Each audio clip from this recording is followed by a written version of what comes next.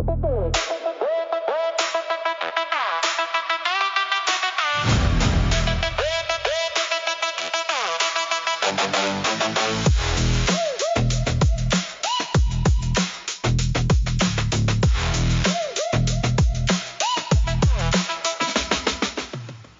everybody, to the Dirty South Security Podcast. I am here joined with Marek Zmysłowski. Pleasure to have you here, Marek. Thank you very much for the invitation. Pleasure to be here. Thank you. In the Dirty South, rooted in Atlanta, Georgia, we are going across the pond to somewhere in Poland. Tell us where you are, Marek. Warsaw, Poland. Warsaw, beautiful Warsaw. Yes. Everybody, today, as always in the Dirty South Security Podcast, we dive in, we get dirty. We like to talk about hard-hitting issues that relate to cybersecurity, cybercrime, hacking. And today we have a good one. So this episode is really about unhackable AI as a myth, why every company now needs AI red teaming. And this is a pre-DEF CON 2026 special edition because, Mike, you're going to be doing some special work over there this year, correct? Yes. We are going to having training, masterclass about the general penetration testing of the AI models on the DEF CON Las Vegas this year. So I'm happy to show some of the stuff we will be talking today. Awesome. Well, Marek, sounds like you have a lot of badass material for us today, so we're going to go ahead and get started. First off, kudos to our sponsor, Versprite, for sponsoring this podcast. As always, let's dive in. Our core focus today is why offensive AI security is now mandatory. The stakes are real. Now, while everyone out there is kind of playing around with AI, there's a lot of really condemnable sins being done, and there's a lot of offensive threat actors that can take advantage. So really, in segment one of this podcast, we're already here. Like, AI hacking is a thing, right? So there is a lot of cases where there is one case in Mexico where one operator issued 5,000 AI executed commands across 9 government agencies in 2 months. A single person ran this distributed campaign, which is the scary part. Now, with the use of agentic sidekicks, you can wreak havoc from an adversarial swarm of attackers. Tell us what you think about this as just one of many different types of things that we hear about. There's so many more that we don't know about, but what can we look forward to if you're a CISO and you have a footprint of AI sandboxing or AI being integrated? How easy is it, Marek, for hell to unfold? Okay, thank you. So there are two types here, two different issues. One issue is AI being this bad guy, right? And what you mentioned in what happened in Mexico with the attack, it's a very, very well documented example, but it's not only the reason for that is happening. You use a very good word. You said play. Like, some people are playing with that, and that, I think, that's a very good word for saying that. So there's something called threat intelligence report from Anthropic. You can read it. It's public available. I think there are 2 of them from 2025 when they are presenting similar cases to what you see in Mexico. But there was a guy, for example, who creates a service for malware on demand. You could just buy it. Malware, you could just buy it. Command and control server, you can buy everything tailored to your needs, and everything was done by Cloud Code. And the level of the knowledge this guy had, because they tracked who was there and they were aware who did that, was much lower than in 5-10 years ago, when you need to be a really skilled guy not only to perform pen test, right, but to break into a system. And right now this is shifting very fast. I think 2 or 3 days I've seen on LinkedIn, there was someone said, yeah, you have a new penetration testing platform when you have 150 different tools connected to AI, right? And the AI can use those tools. I, as a pen tester in the past, never used so many tools during the pen test, right? And even though I need a week, 2, 3 weeks for that, right?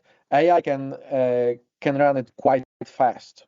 It's shrinking the time. It's not that AI creates some magic commands or something. No, it's just executing itself much faster than the human operator. Also, Anthropic released, I think in 2025, a report about adversary group.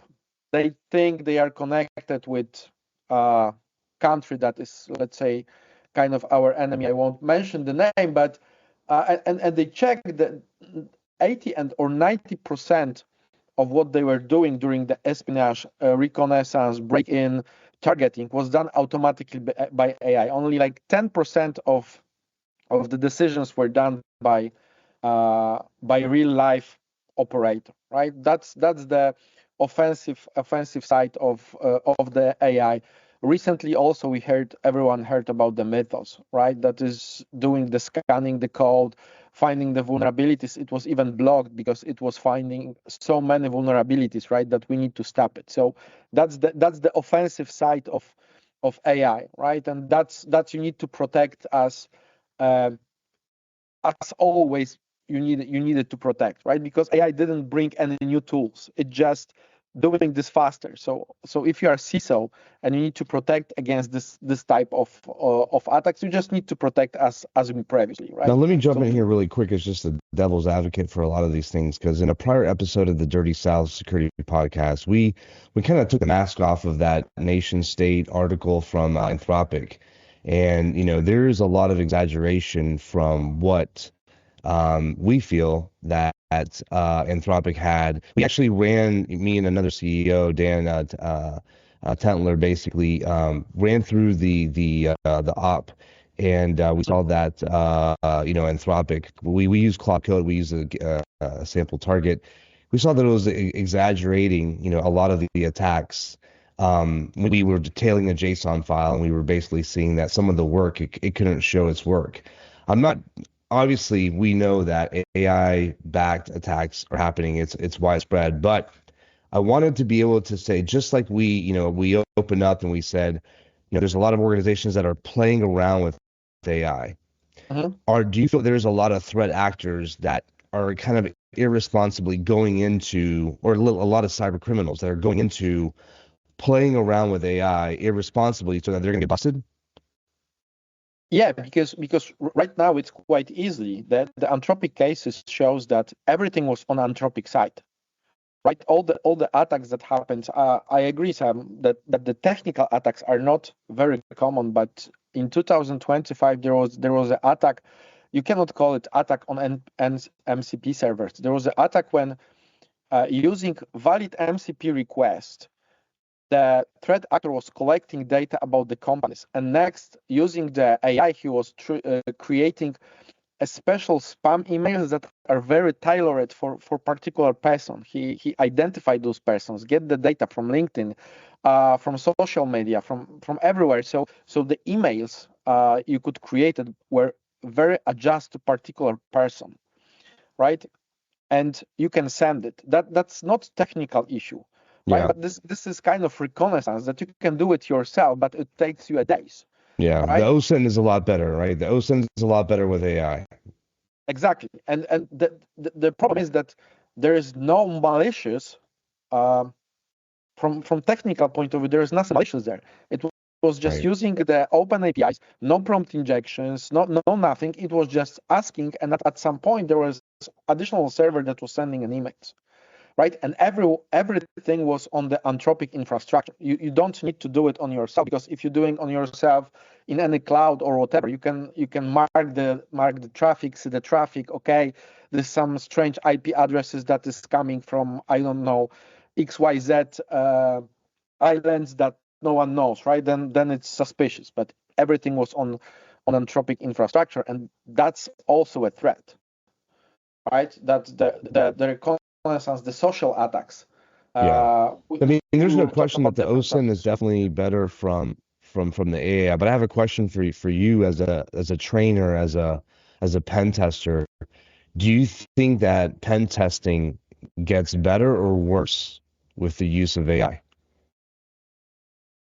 in terms of quality? Like, I mean, if you're Uh, grading like a badass attacks, right, that are going against infrastructure, and you get to sit, and perch yourself and see all the attacks all across the land, do you think that AI enables better pen testing or actually worse pen testing? it's a tool, and everything depends on the operator, right? If there is a good operator, he knows how to use the tool, right? This tool can speed up, can help you, can find better vulnerabilities, but still, there is a tool, and you need to um, write a prompt. It was the same as many years back with the scanners, right? I think it's very similar. We can just run the tool and then present the report from the tool and say, yeah, it's cool. Yes, you can do it, right? But if you have skilled pen tester, he can also direct the AI and its tools to find those issues that are very deeply. The other thing is, which is interesting, during the pen test, I recently had a discussion on one of the conference that I were, is there are many business vulnerabilities, like business usage vulnerabilities in the systems, right? Not in the code, but inside the logic, business or business logic issues, right? It cannot be found easily inside the code. It cannot be found easily by just sending 1, 2, 3 requests, right? You, for example, need to understand the system, what it's used for, and then you find those types of bugs, and those bugs are also sometimes very dangerous and not easily to identify by AI because it cannot understand the whole context, but you as an operator or pen tester, you can. So um, I would say it depends. Like you Yeah, can have the companies that can do better or worse, like with any tool, right? I agree. I think that those pen testers that were doing manual pen testing that are cyber criminals in the past that were really good or even decent are going to now be even better, right? It just depends on their prompt engineering capabilities. But we both agree that the OSINT attack surface is bigger, wider. Yeah. Now we're looking at things like, being able to evil OSINT, what sort of things are packaged in software. We see, a prompt injection, for Echo Leak, CVE was the zero-click data exfil in Microsoft 365. Came down to just simply text, right, in a prompt.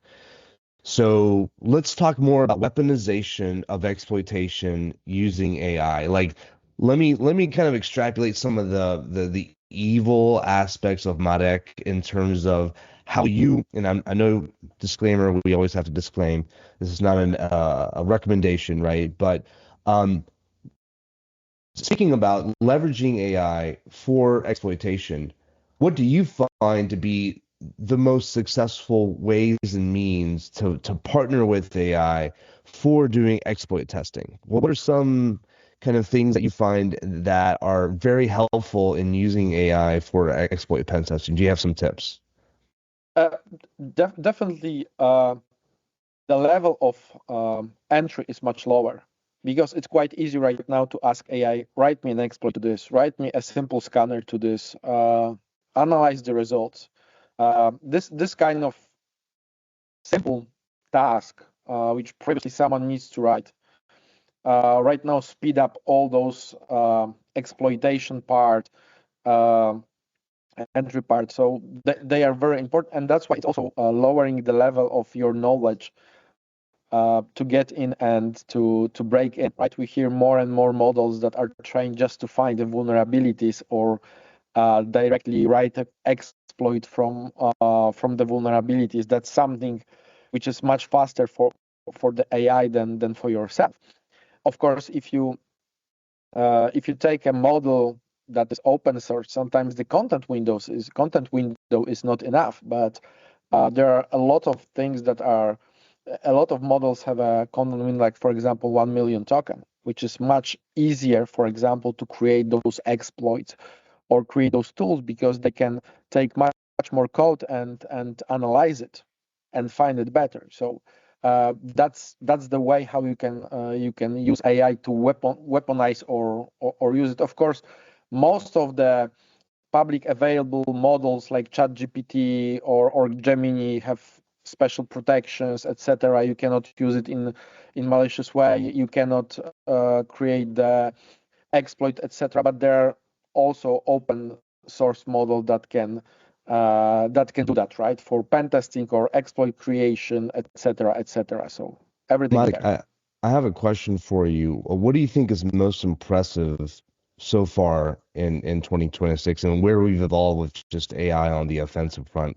Has it been the expansion of the attack surface, or has it been the ability for AI to be used in adversarial campaigns such as voice cloning or deepfakes or AI-based phishing or even developing orchestrating teams to be able to do everything from recon all the way to vuln research all the way to exploitation.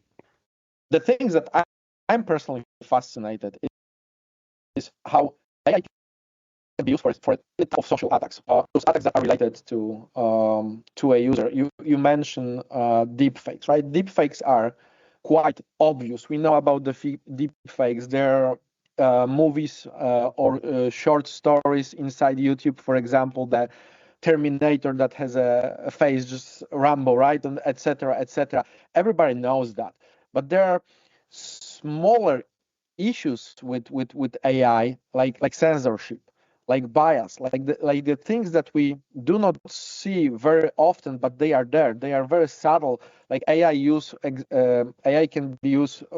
That's one of the example from Anthropic report. So someone create on X platform like Twitter X, right? Someone create hundreds of personalities, public figures for political purpose, and they were from extreme right to extreme left. Yeah, And he I was remember selling, that. and he was selling the comments, right? Yeah. So you could write what kind of comment you need, and then depends on what you need, the appropriate personalities were bringing you a comment, right? That's kind of manipulating whole nations. You don't break into one server, right? You can manipulate organizations like human minds, right? And this is happening, and we just some of them we don't see because they are happening quite low, like with the censorship. Because we think censorship is something like when China said Taiwan is theirs, and we are saying no, Taiwan is free country. Like, okay, that's a extreme censorship. There is information, someone saying A, someone saying B.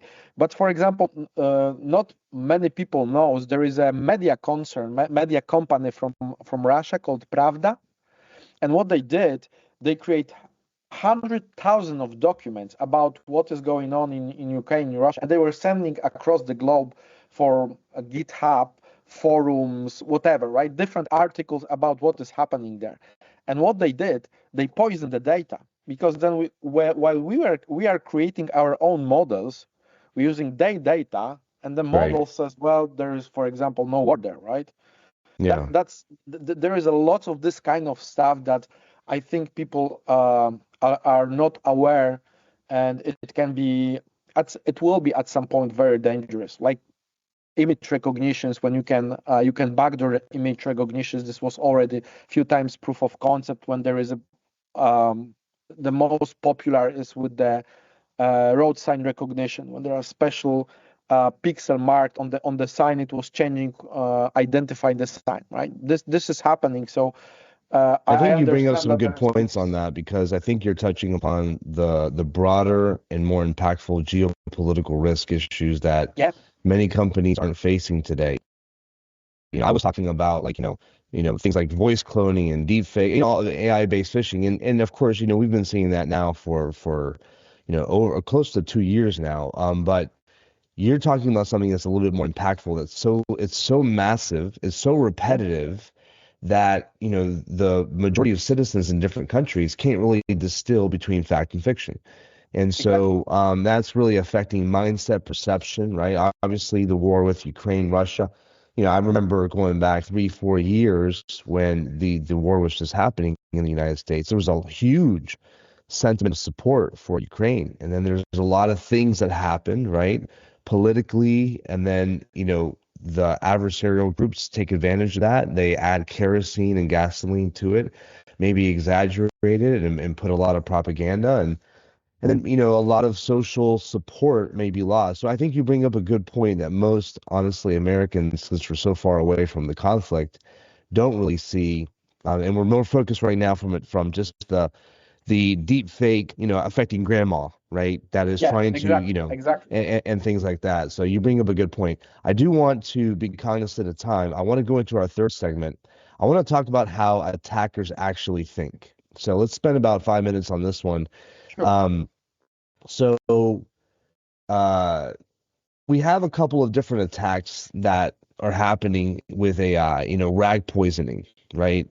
You're not just jailbreaking the model, you poison the documentation that it's basically trusting, that is basically being used to conduct actions, by the rag. So you poison the well. Agents seem to be very programmable enemy, right? And orchestrations are just dumb autopilots.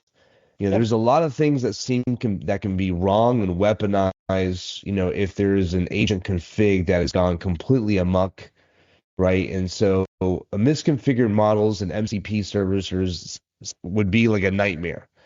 What sort of things, as an attacker, let's think about the mindset. What sort of things are most attractive to you, knowing all of these possible fragilities that exist in the AI ecosystem? What is the where does the mindset of the attacker go when attacking an AI based solution?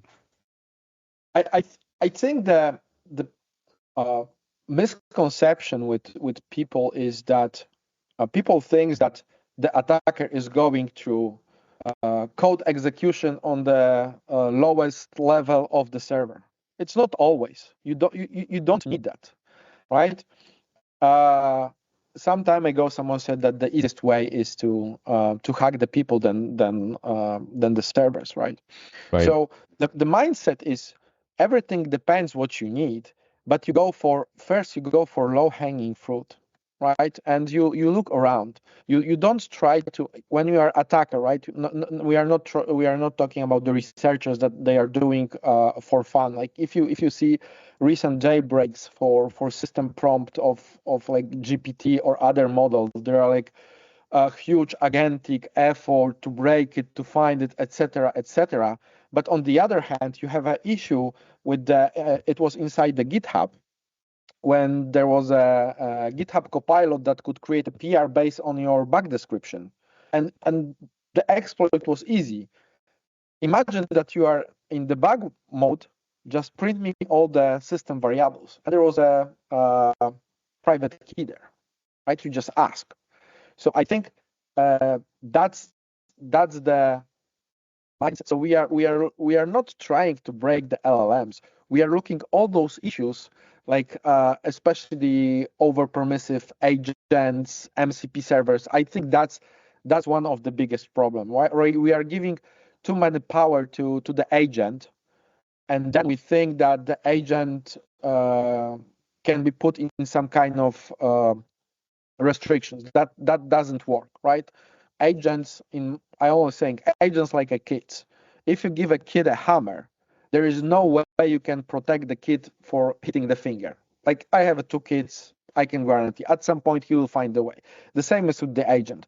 If you give access to root on your system, at some point someone will execute that, and there are no guardrails, no nothing that will prevent that. So in my opinion, the mindset from the attackers, I have lots of stories, but probably have no time, is just go around. Don't break it. Just ask it what you need, right? Even with the you mentioned Echo Leak, it was not breaking the Yeah. copilot. It was just asking the copilot for extra information, and in sometimes it's enough. In different companies, it's enough because you don't need to break into the server and read the email. Sometimes you just need small information leakage from the company, right, to have the advantage. And there is a lot of areas of that. Like we said, you just sent rack poison. The indirect prompt injections is right now a huge area, right? Because it can go through emails, GitHub, web, etc., etc. So I think what's interesting that's is the the fact mindset. that, like you said, um, Agents are like children, and for the attacker has a lot of options. I think the skilled attacker that understands the architecture of how things work, they are going to be able to pick an area that they really enjoy. Some of it could be the data. Back in the day when I first got into security, we learned about steganography, right? Yeah, Hiding things in plain sight.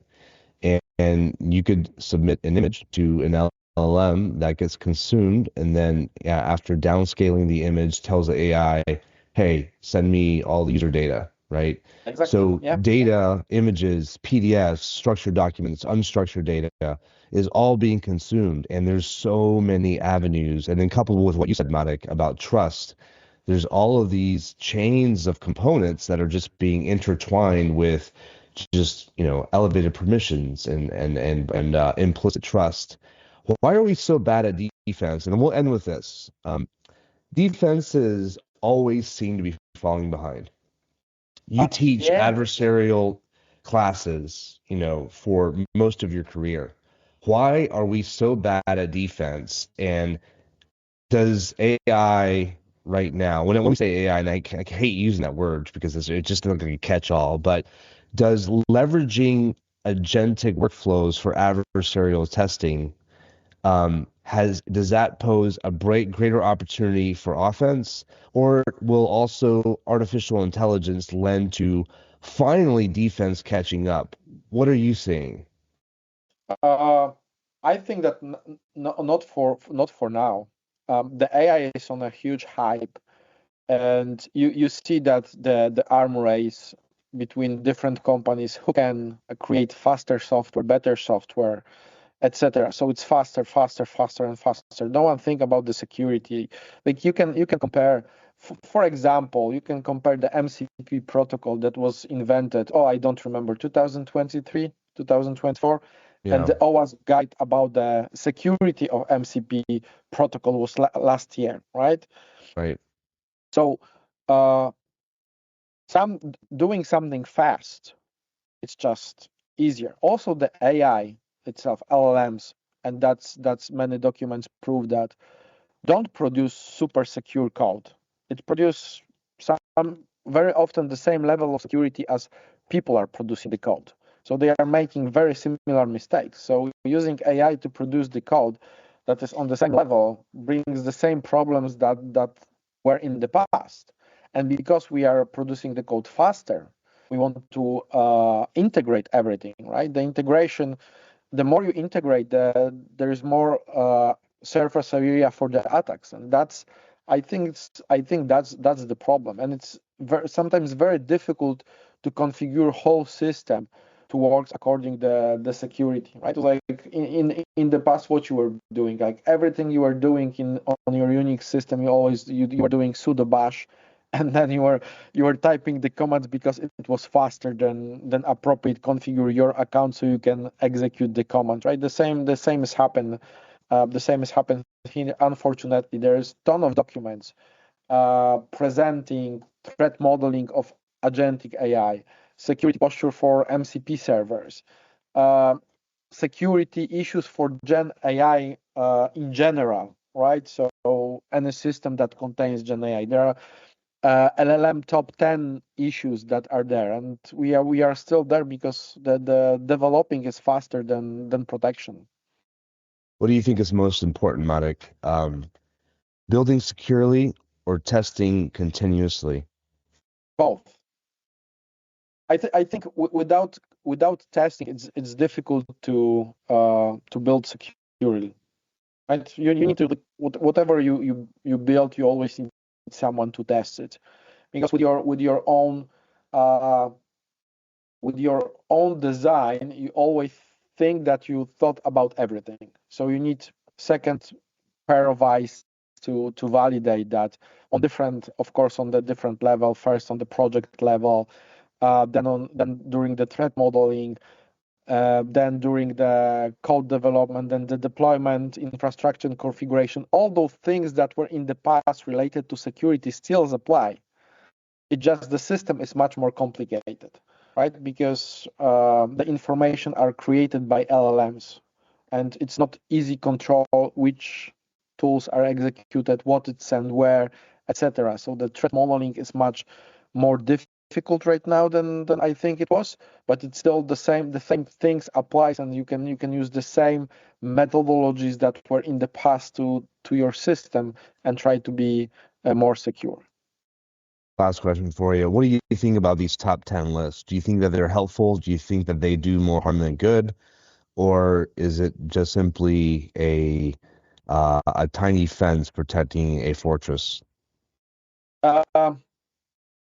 They show some direction, definitely, because for web applications it was changing over there, because LLM top 10 issues are based on I don't know, it's a voting or something like that. So it's a based on some stats. It's not that someone is creating that. It's based on what was the most important issue last year or something like this. So it just shows what are the direction of attackers, how the trend is changing, what is put more effort this year, etc., etc. So they are good for understanding the security. They are not 100% security guides that give you the full protection of your system. No, it's just a guidance. They are all guidance.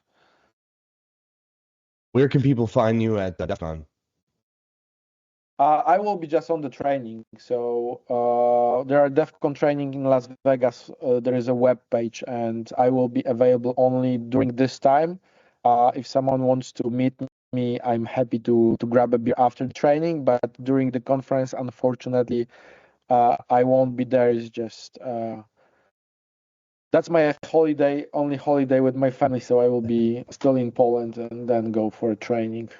Absolutely. Well, safe travels to you. Marek Zmysłowski, everybody. Thank you for joining the Dirty South Security podcast today and talking about AI penetration, AI red teaming. Good to see you, Marek. Thank you for the invitation.